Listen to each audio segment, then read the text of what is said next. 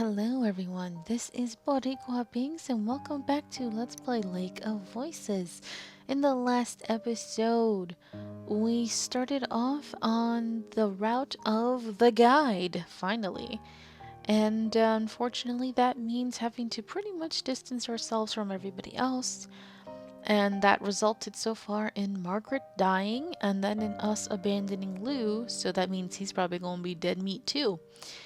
Alright, that only leaves one person left to get killed. Oh god. If Beverly dies in this route, I'm gonna be salty as hell. Like, seriously. It's bad enough losing Margaret again and then losing Lou. It's like, oh, that sucks.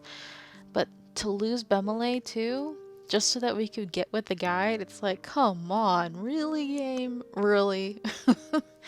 Okay, but now we're on the island. So, this should be our bonding time with the guide, hopefully. Because so far we haven't had much time with him, even though it's his route. Alright. Guide takes us to an area a bit further inland, but not too far from the water. Trees partially obscure our location, and there's enough room to watch the coast in case prowlers start to emerge from the water. Essentially, it's a place where an ambush would be hard. If any of you see anything at all, speak up. We don't want them to sneak up on us. Almost automatically, each member of the group turns to a different direction. You make it sound like there's more people, and there really aren't. As the sky continues to fade from pale purple to a muted blue, the water stays silent. For the first time, nothing happens. It is a miracle. Excuse me. Suddenly, my chest is lighter and the air is fresher. The first pricks of light appear over the horizon, stinging my eyes after such a long journey through darkness. A sound catches my attention, and I move my focus toward its direction. The guide is opening the latch on his lantern again. He gently, almost respectfully, blows out the light. We no longer have to worry about the Nixie. It is over for today. I'm almost unable to keep tears of relief from pouring out at the words. We made it through the night. We survived. No one feels the need to speak. We look at each other, an understanding passing between us. Then we find our own space, as comfortable as we can get, and lie down for the rest we weren't sure would ever come. Okay. My eyes slowly blink open and readjust to the brightness, what little there is. The sun is obscured by a thick layer of fog, making it impossible to estimate the time of day. I prop up my elbows and push myself up. The ground is hard and rocky, but that isn't the only reason I'm eager to get on my feet. I check my surroundings. The harsh, craggy earth of the island is interlaced with twisting vines and gnarled branches. Beside me, Bemelay is still fast asleep. The guide, however, is nowhere to be seen. I realize that I don't recall seeing him lay down with everyone. Everyone? You mean the two of us? It's likely he left us hours ago. There's a creeping silence here. I can't help but shudder at the hollow, aching feeling inside of me. It refuses to relent. I shift my weight back and forth, unsure of what to do with myself. Memories of last night's harrowing journey flicker through my mind. Bemelay wakes suddenly, rising with alarm. My mouth opens, then shuts, and after a moment of fumbling, a word finally escapes. Hello. Bemelay gives me a gentle smile and makes his way over to me. Morning. Okay, can I skip? No. Pocket of quiet descends over us. Bemelay sighs. The atmosphere is weighing on him already. We should eat something soon. Yes. Aw, you're both sad. A distinct rustling of the leaves around catches my attention. The guide appears, emerging from the thicket. Bemelay glares at him as he makes his way over. The Nixie will not tread on land in daylight. However, being near the shoreline is still dangerous. If you leave the center of the island, remain cautious. Before the sun sets, I will be in this area. It would be wise to meet me here before nightfall. Why do you do this? I sharply turn towards Bumbley as he snarls and confronts the guide. If you had just let him follow behind us, if you had been there before, none of this would have happened. They didn't have to die. The guide looks away, seemingly unaffected. I always notice how the guide has, like, mascara on. Okay, he probably doesn't, but I'm just saying his eyelashes stick out so much. Maybe it's Maybelline. If all you're going to do is leave everyone to be lost, then why bother guiding us at all? Yeah, that's right, Bemele. That's right. You tell him. Even though I'm supposed to be on team guide. Despite Bemele's severe words, the guide apparently considers his piece here finished. Ooh, excuse me. He turns towards the forested area from which he came. Wait, Bemele calls out to the guide, reaching towards him. Before he can make contact, I quickly place a hand on his shoulder. He lowers his arm to his side, though I can still feel wrath emanating from him. We stay this way until the guide disappears from view. Bemele begins to kick at the ground, spraying tiny pieces of gravel about. Bemele, I know you're angry, but regardless of our feelings, we need the guide. If he leaves us, we'll all die. and we've done so well with him. I give him a cold glance. We won't even know which bridge to take without the guide. Bemele knows that. This needs to stop. There are people counting on us to make it back. We can't afford to lose our way. The anger etched into his expression fades into sadness. I can't stay here right now. Sorry, I have to let you go be sad. Quietly, I speak. I'm gonna go speak with the guide. Yeah, this is new. Never done this before. I ball my hands into fists, steel my will, and start advancing in the direction the guide went. I push my way through the branches and reach the other shore of the island. I see the guide with his back towards me. I didn't try to be quiet as I approached. He must have heard me. You haven't asked me to leave. Does that mean I can speak to you? Here we go. Give me some juicy lore. You may say what you like. When he turns to face me, one feeling comes to the forefront of my mind. I'm angry, but I think sad more. I think that was a good choice. I don't know. I feel the tears well in my eyes. After all that's happened, the people who have died, how am I even supposed to talk to someone like him? I think being angry at him would have been counterproductive, just like she was telling Bemele. He does not even seem concerned. He does not seem to care about anything. Why can't I be more like you? My voice is soft, but by his raised eyebrow, it seems the guide heard me. I do not want to feel pain or sadness anymore. I am so tired. I wish I could feel nothing at all.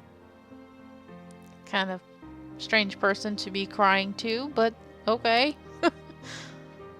My head droops and I cover my face and cry. How are you able to go through this every day?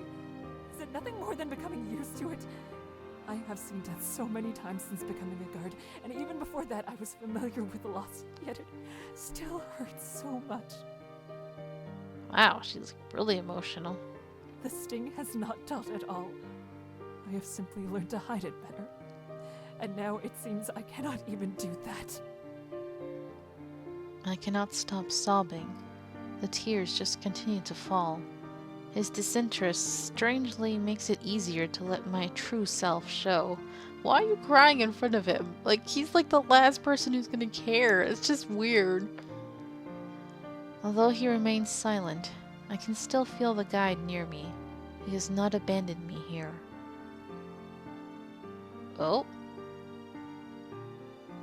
Pretty picture of him. After some time, I manage to stifle the tears and look up at him.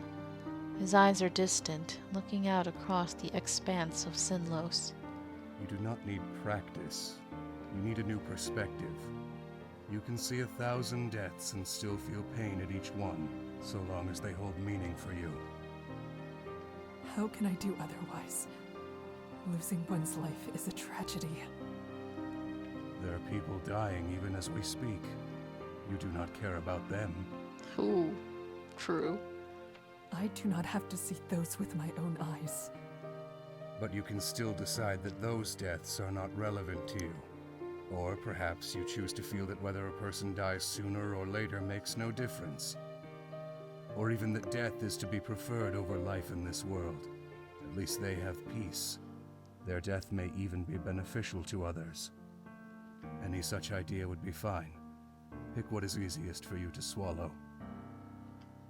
It sounds so cold, but he's simply giving what I asked for. I'm not able to stop myself from inquiring further. What is your perspective?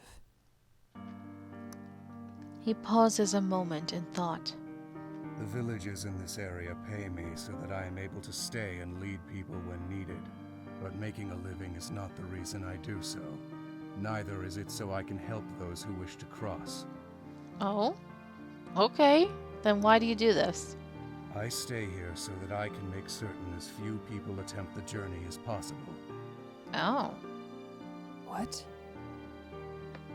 I have decided to believe that I make a difference in the amount of those who come in contact with Sinlos.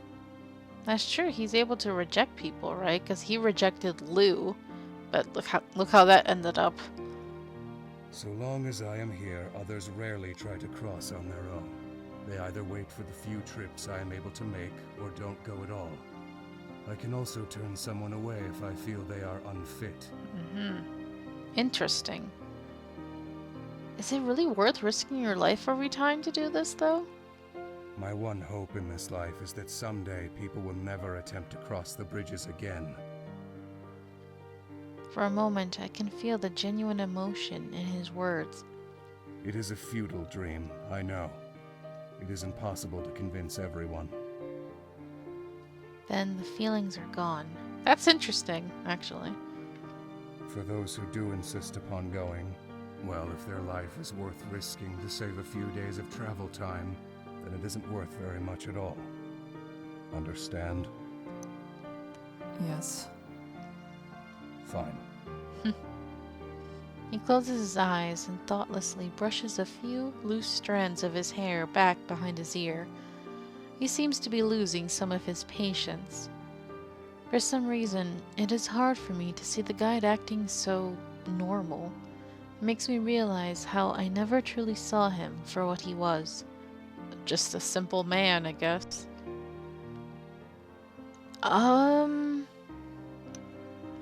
Do you think he feels guilty to say it's not your fault? Or just, I appreciate you listening to me? Oh man, I don't know. I kind of want to save. I don't know. I'm gonna say it's not your fault, but I'm not sure if that's the right way to go. What? The guide turns back to me, incredulous. I didn't want someone to die. I didn't. My words get choked behind tears. But you're just a man. You cannot do more than anyone else. You cannot fix what is wrong with these bridges, or stop dangers from appearing, or make it so people will not have reasons to cross. You simply do what you can, like anyone else. I feel anger begin to mix with my sorrow. Hopefully that was the right choice. I think when I heard that chime sound, that was the right choice. I think. It is the world that needs to change, not you. No matter what choice you make, there will be suffering and hardships. All this time, I said I did not wish to leave anyone alone. But I have done so from the beginning. You are not my enemy. Okay. The guide stares at me blankly. He's like, what are you talking about? It seems as though he may be intentionally stripping himself of the human qualities he showed moments before. We are not allies either. We are merely two strangers, walking the same path. Sure. I don't think we're ever gonna fall in love, are we? Maybe it's like a platonic ending. I don't know. Regardless, I will be there for you. Although Kika's kind of coming on a little strong again. Girl, what? You did this with Lou, too. It doesn't feel like a natural falling in love thing. It feels kind of forced. With Kika one-sidedly being so devoted to the other. It's a little strange. Again, he watches me without speaking. You should protect yourself. He moves from me to stare across the water. Sorry. The conversation is over. No matter, I will be strong for the both of us. I'm going to see how everything is on the island. As I turn and leave, I feel comforted that, at least in a small way, I understand the guide better. I head through the wooded part of the island. There isn't anything that could be called a path, but I managed to pick my way through the bush quite well. After moving on, I find Bemele in a jagged clearing, leaning up against a tree. He's already noticed me and is looking my way, smiling. As I get closer, I can pick up on the sadness behind his jovial expression. How are you faring? Any problems? Everything is fine. I came to check on you. How kind. I've calmed down since then. I'm glad to hear that. Is there any way I can help or anything you'd like to say? He raises an eyebrow at that, his grin becoming markedly playful. I didn't expect to see you so worried about me, Kikka. I have to force myself not to avert my eyes at that comment, embarrassment flowing into me. Bemele notices my reaction. He does not draw attention to it, however. Instead, he throws his arms out wide with a sour expression. Have you seen the guide? Yep. Bemele is clearly asking out of a sense of obligation, and makes no secret that he's not pleased to be discussing the guide. I nod in response. I saw him earlier. He is the same as always. Good, good. In that case, I'm going to stretch my legs for a bit. I feel stiff from standing in one place for so long. I bid him a brief goodbye. Whew, excuse me. Whew. Bemele waves as he departs. Okay, I didn't have much of a choice there. He just left. Alright. I find that I've been pacing back and forth for quite some time. I finished my check a while ago, so now I've nothing left to do but aimlessly wander. I'm overcome with restlessness. This island may be safer than the bridges, but that is far from enough to ease the mind. Behind me, leaves rustle. I turn to face the noise with noticeable unease. What I see is the guide.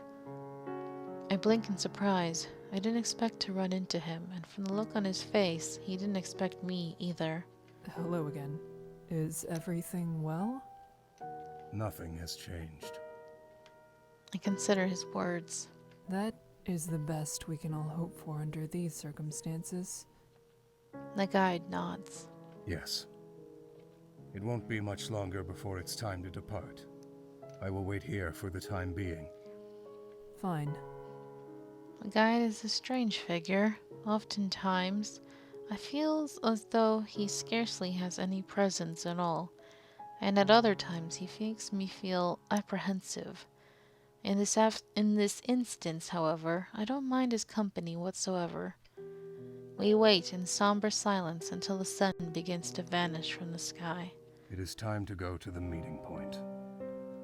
I nod. We walk together. The lack of conversation does not weigh on me whatsoever. There's nothing to say in this moment, and there's no nagging pressure to fill a silence. We barely bonded with him then. Okay, whatever. What is this route? When we arrive, the spot is empty. The guide quietly gazes out into the forest. I find myself closely observing him. It surprises me how accustomed I've become to his ways. As I watch him, I feel a sense of resolve. The guide has made this trip more times than one could count. I need to remember that this is possible. We can survive. Before too long, Bemele appears. He gives me a half smile as he waves. Hello there. I wave back at him. With the group now complete, the mood becomes tense. I can no longer ignore the fact that it's nearly time to leave again. However, I refuse to let go of this newfound determination. All three of us wait in silence until darkness overtakes the island.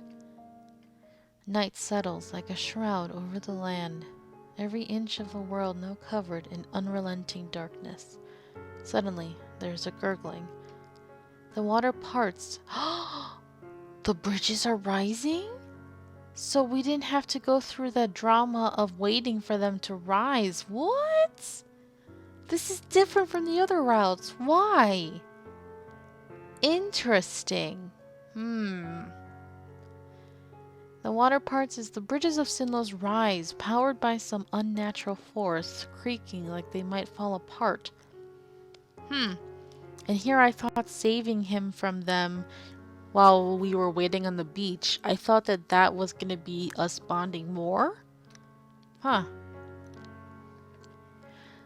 feel an inexplicable pounding like a hammer in the back of my head, beating faster and heavier than my own heart. I clench my teeth to stop it from churning my stomach. We must go now. Okay. The guy doesn't wait for any replies, briskly starting in the direction of the shore. Bemele and I match his pace. I can feel the air weighing on us, a sensation that slows our steps despite being rested. Something hovers in my mind, the mirrored memory of the beginning of last night's journey. 1 day ago feels like a lifetime passed. The thick, inky water sloshes reluctantly off the boards, bleeding back into the lake until finally it stills. A shudder crawls over my body as I place my foot on the boards, but I quickly shake it off. I have no other option. We have to go through this again. All tense as day-old corpses, we walk over the bridges in silence. The only sound that accompanies us is the thick lapping of the water at the bridge. Bemele stays close by my side, with a sour expression on his face. He evidently has little interest in masking his disgust. He murmurs something beneath his breath, but it's inaudible. I decide not to ask about it. It wasn't meant for me to hear. Dude, now's not the time to be petty, okay? It feels as though barely any time has passed when it is explained that half the night has crept by. We encountered a few sunken bridges which forced us to reroute, while other paths were rotten enough to make us stagger our steps. However, the biggest threat of all is eerily absent. The Prowlers. Yeah, what's going on? It's weird. It's really different. I haven't seen more than shadowy glimpses of them down other paths. Maybe they're satisfied because they got 2 meals last night. You know? They got Margaret and Lou, I'm sure. And even those may have simply been tricks of the fog. I feel I may be even more on edge tonight than the last. Judging by Bemele's tenseness, he isn't set at ease by their lack of presence either. Why? I whisper the question softly, almost silently as I scan left and right across the impossibly empty bridges for any sign of movement. I ponder whether they're still weary from the consuming blaze that lit up the night yesterday, or if there are less dragging themselves across the bridges than usual because many have already gotten what they wanted. See? Yep. They must be satisfied. They got full tummies. Ugh. I don't know if they eat them, but still. My skin crawls with a touch of icy fingers at the thought, and I can't control the sharp shiver that travels down my spine. Plus, the fact that the bridges rose on time this time is just weird, right? Bemele catches my concern, and he brings himself closer to my ear. This isn't right. It shouldn't be nearly this easy to cross. Not after what we went through the other night. Could they be planning something? Emily lightly shakes his head.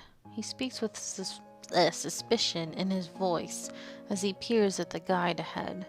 I don't know. Are you gonna blame the guide? Come on, man. As time passes by, we continue to see nothing but more bridges and fog. Beside me, Bumley is becoming more and more agitated the longer we go without disruption. Dude, don't complain. Let's just get the hell out of here. I can read Bumley well enough to know that his anger is still directed at the guide rather than the bridges themselves. It was my hope that he would be able to contain his feelings toward our lead until we had put this maze behind us. That is becoming unlikely. I resolve to step in before he grows too heated, and there is yet another hazardous argument. Your concentration is clouded, Bamele.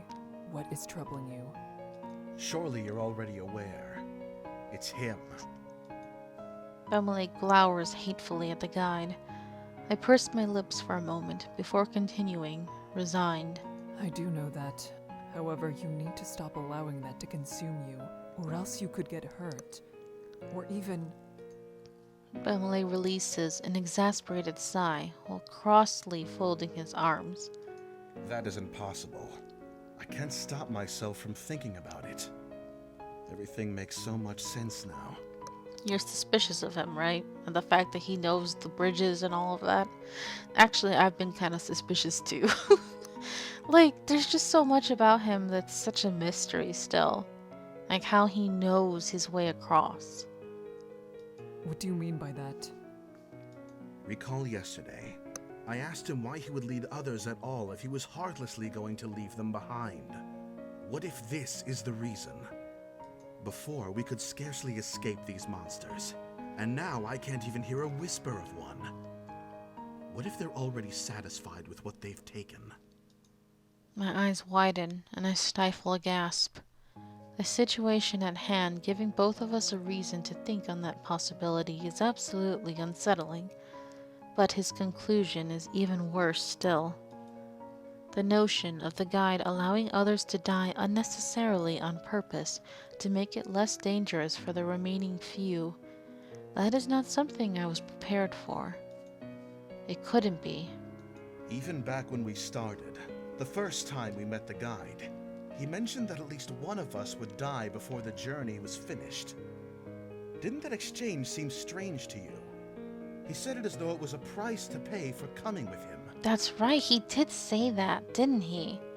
And it's true that on every single route we've played, at least one person has died. The first time I played, I got Bumley's route, and we left Lou behind, so Lou died. Then on Margaret's route, we left Lou behind again, so he died. Then on Lou's route, Margaret died. And now on this one, Margaret and Lou are dead, so it's like, damn. Huh. There's never a happy ending where everybody survives, is there? The guide is free to do as he pleases. He can and will threaten to leave the entire group behind at so much as a hint of resistance. Nothing is stopping him. He knew this was going to happen. He had to know. I take a few moments to breathe. Despite the danger, I only barely resist shutting my eyes against the world. We need to make it to the other side. We must keep moving forward and survive. The guide is our only way across. My usual reply to Bumley's worries does not make an impression. His eyes are not swayed. He continues to stare into me. I am saying he cannot be trusted with our lives at this very moment. I need an answer to that, Kikka. What do you really think? Oh boy. Oh shoot. I do not agree. Because we're on his route, so. Bumley's face darkens for a moment. I think that was the right choice. I continue. The guide may not care what fate lies ahead for us, that is fair to say, but that is not the same as intentionally conspiring against us. Yeah, honestly, the way Margaret died was kind of... It sucked. It was really because she couldn't make that jump, you know? Although you could argue him running like that caused it, but he was running because the bridges were sinking, so it's not like he was purposely screwing them over. Bemele opens his mouth in an attempt to counter. However, I raise my palm to stop him. Perhaps you may be right, Bemele. I'm not blindly trusting the guide. However, I believe it's too early to come to such a dire conclusion. I will not rashly accuse him unless there is sufficient evidence supporting it. When I said that I was going to look out for the guide as well as the others, I meant it. He seems to have more to say on the matter, but he finally sighs and drops the topic. Instead, he pensively looks forward and we continue on.